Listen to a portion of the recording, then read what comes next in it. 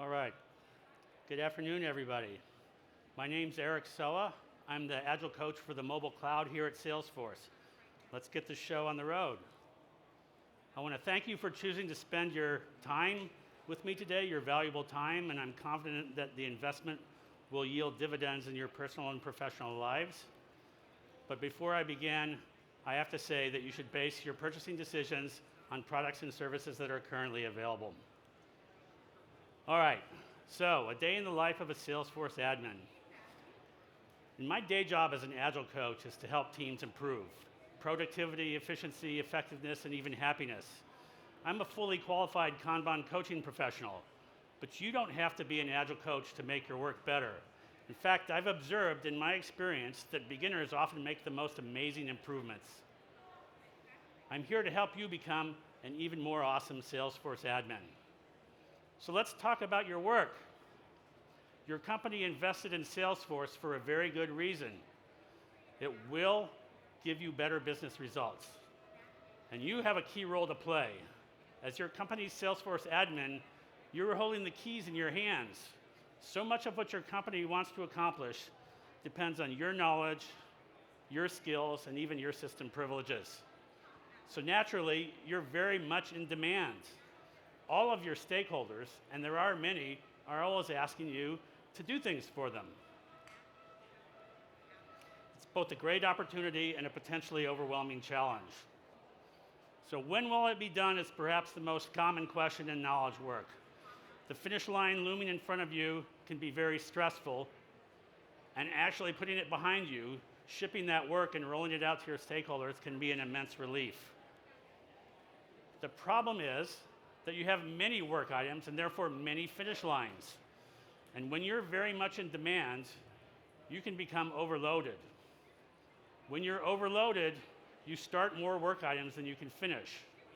The quality of your work suffers, and your stakeholders start losing confidence and even trust. So they come around to badger you about that work that they ask you to do. When's it going to be done? If they don't like the answer, what do? They try to expedite it. They try to get you to do their work first. To make matters worse, responding to those requests takes your time away from doing the real work. So what's an admin to do? How do you get the control of the trust and confidence you need to get your work done? So I feel your pain. We've been using for over a decade at Salesforce Agile to tame distractions, overload, and crush completion. And I've been a student and practitioner for longer than that. I'm very confident that much of what I've learned and experienced is generally applicable in all knowledge work. And when talking to customers at Dreamforce, at Trailhead DX, and other similar venues about Agile and teams, I often hear this. What you say sounds great, but I don't always work in teams. I'm a Salesforce admin at my company, and I'm drowning in work requests. Can you help me? Of course, my answer to that question is a resounding yes, otherwise I wouldn't be here on stage talking to you. I do have good and actionable advice for you, advice that scales all the way from beginners to experts. So, Personal Kanban. It's a great way to gain control over your work and the trust of your stakeholders. Agile is neither a formula nor a recipe. There are many variants, and Personal Kanban is my favorite place to get started. It gives you great tools, accessible to beginners and experts alike, to stop starting and start finishing. And you don't even have to make a big transformation to get started. You can start from where you are fairly easily. I can say all of that with confidence because in the course of my career, I met Jim Benson and Tony Ann DiMaria. They wrote the book on Personal Kanban, a book that won the Shingo Prize for Operational Excellence. I met them in 2011 when the book first came out. Through their writing, speaking, and our conversations, I became a Personal Kanban practitioner. So did my wife, Genevieve Getman-Soa, which will figure later on in this talk. It changed my life and my family's life for the better. We became more productive, efficient, and effective. We've used it for everything from planning vacations to mastering the process of applying to college. I can't pay back Jim and Tony Ann enough for the impact their work has had on our lives, but I can pay it forward by sharing it with you, by helping you discover it and achieve some similar benefits in your life. So let's talk about those outcomes we're looking for. The first one is productivity. It's about getting more work done. Delivery rate is the key performance indicator here. A second outcome that you're looking for is efficiency. If we define lead time as the time it takes from when you start a work item to when you finish it, then one way to shorten lead time is to waste less, to be more efficient. But the third outcome, effectiveness, is the most important of all. Does your work actually meet the needs of your stakeholders? Take a look at this gate up here. Animals can get through that. In some contexts, that would be a very bad bug, but somebody built this gate for a very specific purpose. So that's the main feature for whoever built this gate, that they want the animals to be able to go through. Other effectiveness questions you can ask are, is the work sustainable, repeatable? Does it get better over time? Productivity and efficiency without effectiveness are still waste. So let's turn to how Personal Kanban can help you become more effective. Personal Kanban has only two simple rules: visualize your work and limit your work in progress. It's easy for beginners to start and for experts to improve. So let's take a closer look. I'm going to begin with a real-world example. This well-tested board is courtesy of my wife, Genevieve. She uses this board template to facilitate leadership retreats in nonprofit organizations. She's evolved it over time to suit the work in her context. Now, I'm not showing you this because I need you to understand it right away, but because I'm going to walk you through a step of cartoon-like examples to show you how you can build a personal Kanban system that works for you, and I want you to keep the real-world end in mind as we go through those steps. And at the end, I'll come back to this board and explain it in the context of what you've learned today. So let's start with rule number one: visualize your work. You start by modeling your work stream. And this is perhaps the most simple work stream model that you can imagine. So I said it was a cartoon. The ready column is for work that you've made ready to start. The doing column is for work that's in progress. And the done is for work that is done. In the real world, you might have additional columns like testing or waiting for approval or even on hold. Now you can populate your board with work items. In this example, I'm only showing the headline descriptions of the work tasks and leaving the details to your imagination. In the real world, you need to know those details to know the scope of work that you're committing to and what the acceptance criteria are. Even this simple visualization is already more than a to-do list, because it allows you to see all your work in context of the total work available to you, and the horizontal dimension conveys a sense of progress. But it's still just a wall of cards. It's the second rule, namely limit your work in progress, or WIP, that turns a card wall into a Kanban system. Here, the to in the doing column is an explicit WIP limit. It states that in this particular system, you are only allowed to have 2 work items in progress at any given time. You cannot pull another work item from ready into doing until there is room, and the only way to make room is by actually finishing one of the things that you have in the doing column and pulling it into the done column after it meets all of your acceptance criteria. The pithy slogan here is therefore stop starting and start finishing. Instead of pushing work item after work item into doing until you're overloaded and can't finish the work to your standards of quality, you only pull the work when you have the capacity to do it right. So it's WIP limits and pull instead of push that make this card wall into a Kanban system. Now I know at this point you're probably thinking, you're telling me you can get more work done by doing less. That doesn't add up. So let's take a minute to understand why limiting WIP works. It's deceptively simple, but rather deep in practice. It's a lever for productivity and efficiency, and even predictability. What has a sky-high utilization, a frustratingly low rate of progress, and an unpredictable lead time to arrive at destination? It's a highway at rush hour. I hope none of you were coming over the Bay Bridge this morning, because you experienced that personally. Metering lights for on-ramps are one way of limiting WIP to improve the productivity and performance of highways. Another angle to consider is the cost of context switching. Switching from one work item to another is not free. This chart, inspired by the work of Gerald Weinberg, models the time lost while switching tasks. The more work in progress you have, the less time you have actually on task. Limiting WIP improves efficiency.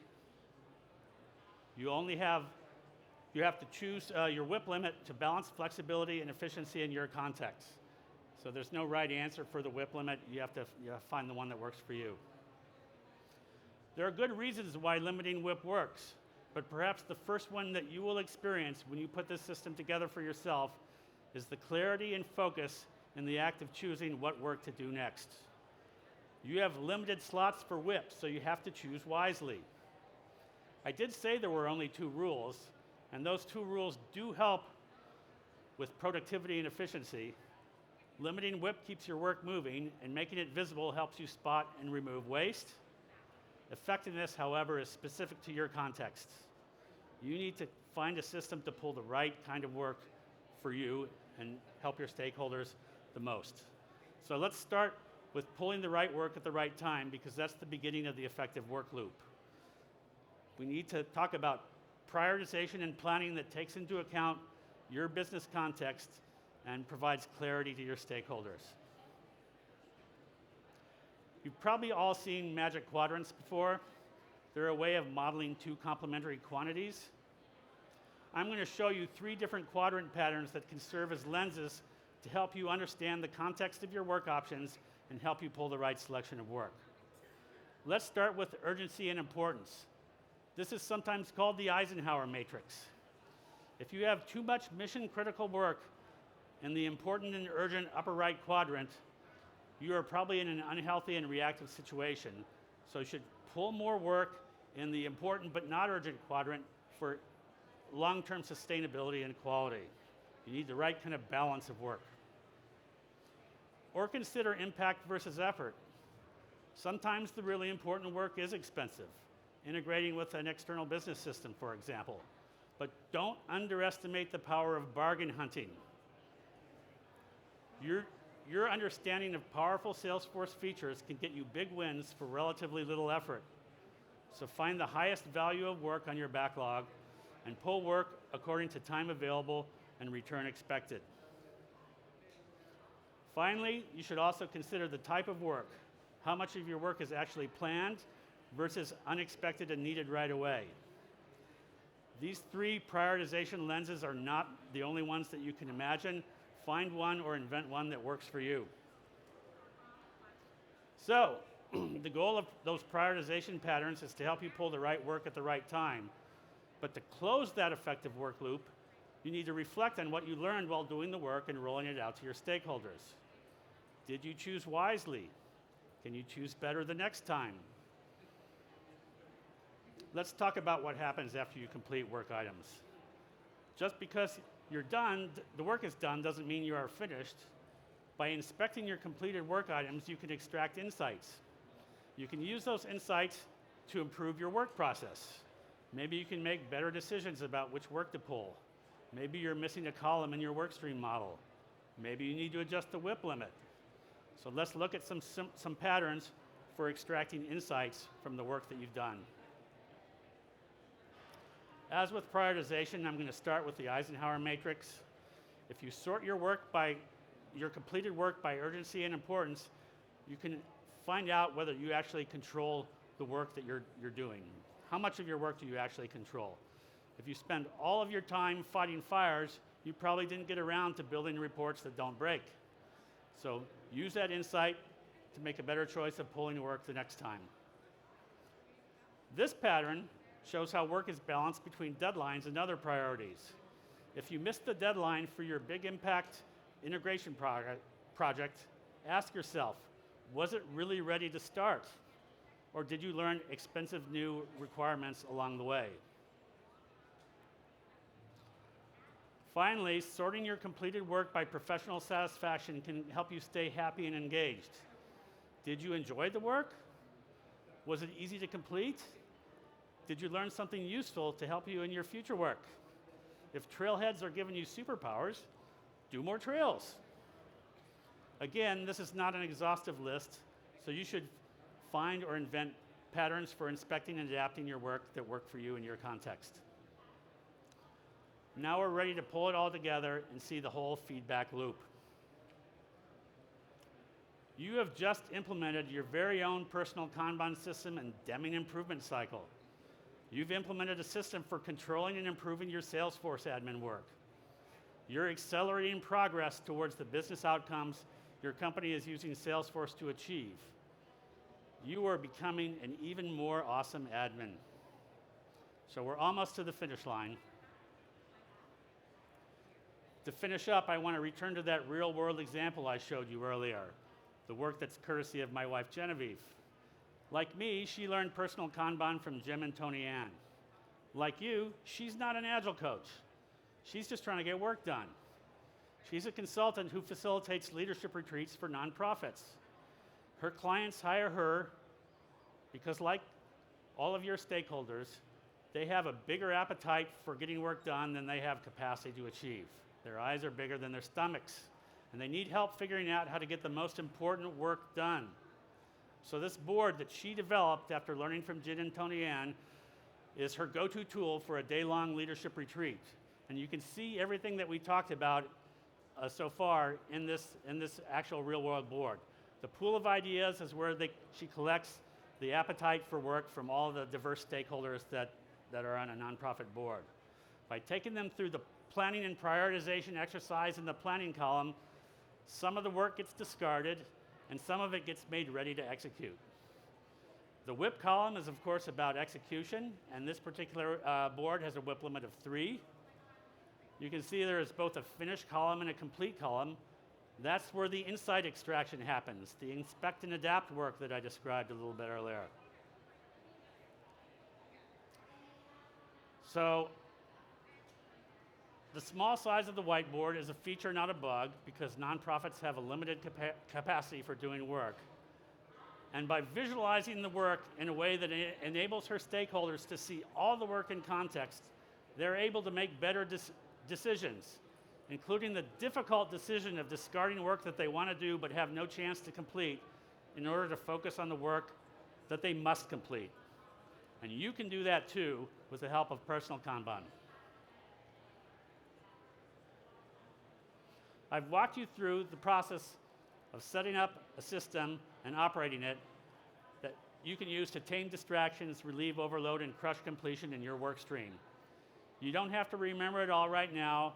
The link here on this slide is easy to remember, and we'll get you the entire slide deck. In the slide deck, you will find links to in-depth material you can use to guide your journey towards productivity, efficiency, and effectiveness. Visit the website. Read and study the book. And if you're curious about how Agile works in teams and clouds here at Salesforce, you can also check out the Salesforce Agile Trail and Salesforce Agile Accelerator app on AppExchange. And then you'll be ready to stop starting, start finishing, and turn up the awesome. So thank you for choosing to spend your time with me today. I'll stick around off stage to answer any questions that you might have. And I'll leave this on that slide in case you still need to get the link. I know this will help you. Thanks a lot.